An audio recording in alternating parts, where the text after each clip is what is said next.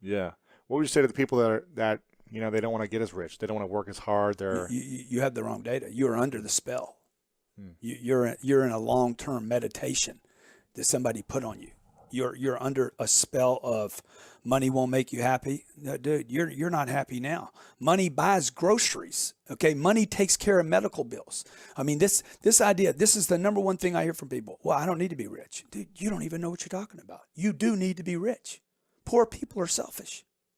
People that just get by are selfish. You're selfish because you're always talking about yourself. Listen to what the guy says. I said, man, you need to get rich, man. No, I don't need to get rich. Dude, you're talking you. But what about your church? What about the community? Okay. What about all the little kids you could help, dude? Family. What about people in Africa? What about all the water problems you talk about? Okay. Say rich people can literally change the world. Poor people cannot do that. Okay, because they're too consumed with their own 24 inches around them. Their own I need world. to eat, dude. Yeah. I need to eat. Now, I learned this when I was in an unemployment line when I was 23 years old. I was in the unemployment line. My uncle says, son, what are you doing? I said, oh, man, I was so ashamed. I was like 6 back from the counter getting ready to get my first check. And he drove up. He's like, what are you doing here? My Uncle Vincent, my good uncle. And I said, well, man, I'm getting a check, man. I'm getting a check. He's like, dude, you didn't go to college to be in an unemployment line. Let's go sell some cars. I'm going to get you a job selling cars. I said, dude, I didn't go to college to sell cars. He says, you didn't go to college to be in this line either. He got me out of that line. You didn't get the check. I never got that check. Wow.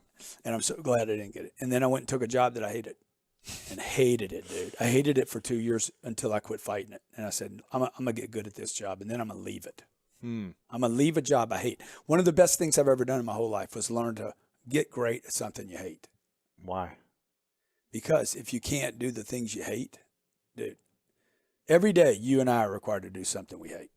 That wall right there, the School of Greatness wall, that wall is full of people that did. That's when I see them, I'm like, I wonder how many things they did they didn't want to do. To get them where they're at, though. Exactly. I do things every single day I don't want to do. What are the main things? Sometimes it's waking up. I'm like, God damn, you love sleep. I just want to sleep, man.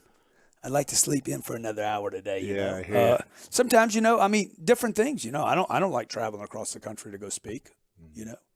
I'd much rather be like, whatever that what is it they do on Transported? Transported. Yeah, I want to be just like instantly transported. There's a lot of things I don't like making sales calls. I don't like calling. I'm pitching CNBC on this thing right now. I don't like pitching people. Yeah. I don't like the audition process. But you got to do certain things you don't like to get to where you want to be. Totally. And you need to get great at the stuff you don't like, because if you can get great at that stuff, dude, you're going to be a threat. LeBron doesn't want to go play the fifth game tonight. He doesn't want to go back to Golden State to do it either. But he's willing to. Yeah. I hope he wins. I hope he wins. Yeah, well, that'll be history by the time somebody listens to this. I know. Whoever's listening will already know, dude. What's wrong with Lewis? Yeah. What's wrong with Lewis, man? He didn't know what happened. Exactly. So we talked about why people should get rich. What's the best way people can get rich? And what does rich mean? How much is rich? I'm talking about money now. I'm just talking about money. Yes. We're not talking about spiritual freedom. No, just financially. Because look, if you get a bunch of money and you're still you still don't miserable know. inside, then it doesn't matter as much. But I'd still rather be rich. It helps. By the way, let me just say this. Absolutely. Okay? Let's make it clear. No. If I'm going to be miserable, I want some money to go with Exactly. it. To at least get rid of some problems. Yeah. You're not going to get rid of the inner problem. No. And it's going to probably be worse. It's probably going to be magnified. Like if you're on a Global 6000 and you got to fly 15 hours and you freaking hate yourself, I mean, it's going to be miserable. Real bad. But, dude, that's better than being in a middle seat on aisle 37. That's true. So at least give yourself the choice, right? Yeah. So what does it mean to be rich? How much are we talking about? Because just money. If we're talking about money, yeah. I mean, I think you probably need 20. 20 million, then you're rich. You need 20 million. You probably need 20. Now the problem with this, okay, this is where everybody hates the podcast now. See, the problem is nobody wants to confront the real magnitude of the mathematics. And that's why people are that's ridiculous shit. No, what you're saying is you can't imagine how to get to 20 million. See, I wish somebody had told me this in accounting. I went to accounting I spent 5 years getting an accounting degree. I only went there for one reason. I thought they were going to teach me how to account. I thought it was a freaking money course. Okay. No. I'm thinking in the 5th year, dude, it took me 5 years to get out of this course. I'm thinking this year they're going to teach me about the money. There's nothing about money. And the only reason I went to that course was to figure out, dude, how do you make money? How do you keep money? How do you multiply money? The basic money class.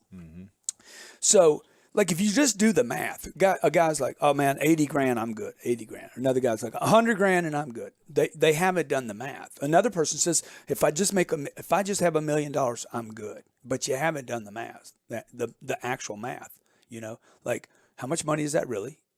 100 grand in Los Angeles, 13,000 goes to the state. You have $87,000.